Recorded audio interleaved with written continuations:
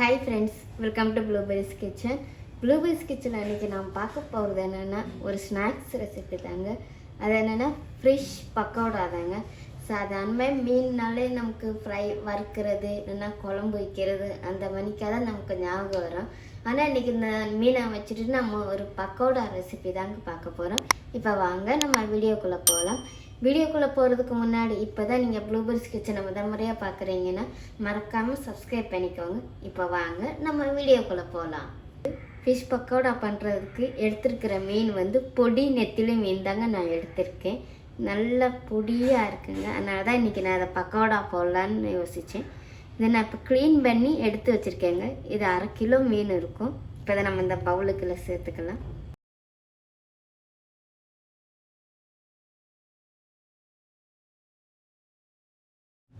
நான் ஒரு பெரிய வெங்காயம் இந்த மாதிரி நீளமாக கட் பண்ணி எடுத்து வச்சுருக்கேங்க.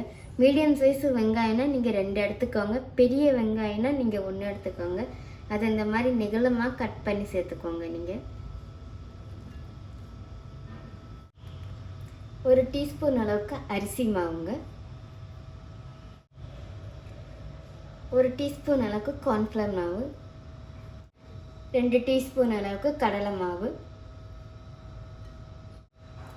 2 டீஸ்பூன் அளவுக்கு மைதா மாவு, 1 டீஸ்பூன் அளவுக்கு நான் மிளகாப்பொடி சேர்க்குறேங்க. மிளகாப்பொடி உங்கள் உரப்புக்கு தக்க நீங்கள் பார்த்து சேர்த்துக்கோங்க. 1/4 டீஸ்பூன் அளவுக்கு மஞ்சப்பொடி, கொஞ்சோண்டு கரம் மசாலா, கலருக்காக கொஞ்சம் காஷ்மீர் சில்லி பவுடர் நான் சேர்க்குறேங்க. 1 டீஸ்பூன் அளவுக்கு இஞ்சி பூண்டு பேஸ்ட்டு நான் ஃப்ரெஷ்ஷாக இடித்து சேர்க்குறேங்க. உங்கள்கிட்ட ஜிஞ்சர் கார்லிக் பேஸ்ட்டு இருந்தாலும் நீங்கள் சேர்க்கலாங்க. இல்லைன்னா இந்த மாதிரி ஃப்ரெஷ்ஷாக இடித்து சேர்த்தாலும் அதுவும் டேஸ்ட்டு சூப்பராக இருக்குங்க பக்கோடாவுக்கு. 1/2 டீஸ்பூன் அளவுக்கு சோம்பு, நான் இப்போ கொஞ்சோண்டு கஸ்தூரி மேதி சேர்க்குறேங்க. உங்களுக்கு விருப்பப்பட்டால் நீங்கள் சேர்த்துக்கலாங்க, இது ஆப்ஷன் தான். இப்போ நம்ம இதை நல்லா மிக்ஸ் பண்ணி எடுத்துக்கலாங்க. மீனில் இருக்கிற ஈரப்பதத்துக்கும் நம்ம நல்லா மிக்ஸ் பண்ணி எடுத்துக்கலாங்க. இப்போ நம்ம இதில் கொஞ்சமாக கருவேப்பிலை சேர்த்துக்கலாங்க. நான் ஏற்கனவே உப்பு சேர்த்துருந்தேங்க, அது வீடியோவில் ஸ்கிப் ஆகிடுச்சு.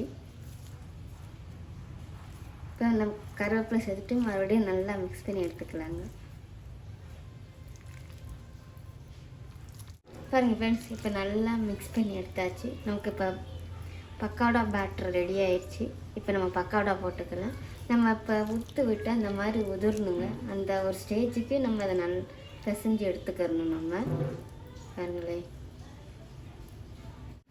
நான் இப்போ ஃபிஷ் பக்கோடா போடுறதுக்காக ஏற்கனவே எண்ணெய் சூடாக்கி தாங்க நான் வச்சுருக்கேன்.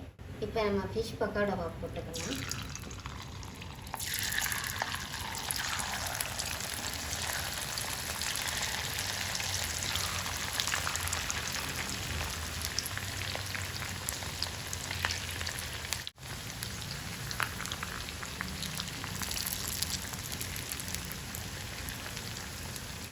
போட்ட உடனே திருப்ப வேண்டாங்க. ஒரு 2 நிமிஷம் 3 நிமிஷம் நம்ம திருப்பி கொடுத்துக்கலாம். இப்போ 2 நிமிஷம் ஆயிடுச்சுங்க. இப்போ நம்ம மெதுவாக திருப்பி கொடுத்துக்கலாம்.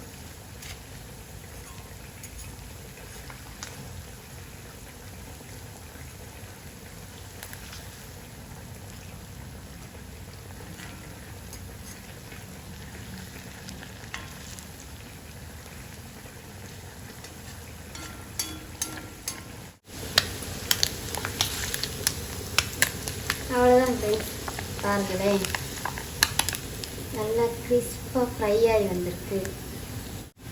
இப்போ நம்ம இதை எடுத்துக்கலாம்.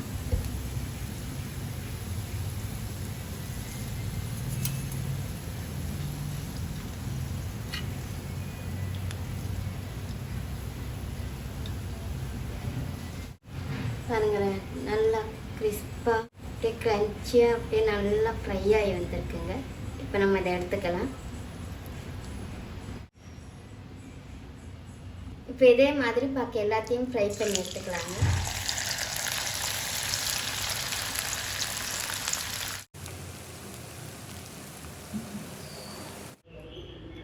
அவ்வளோதான் ஃப்ரெண்ட்ஸ், இன்றைக்கி நம்ம சாயந்தர நேரத்துக்கு ஒரு சிம்பிளான ஒரு ஃபிஷ் பக்கோடா ரெசிபி தாங்க பார்த்துருக்கோம். இந்த ரெசிபி உங்களுக்கு பிடிச்சிருக்கும்னு நினைக்கிறேன். மறக்காமல் ட்ரை பண்ணுங்கள். ட்ரை பண்ணி பார்த்துட்டு எப்படி இருந்துச்சுன்னு கமெண்ட் பண்ணுங்கள். அப்படியே ப்ளூபெர்ஸ் கிச்சனை சப்ஸ்கிரைப் பண்ணிக்கோங்க. தேங்க்யூ.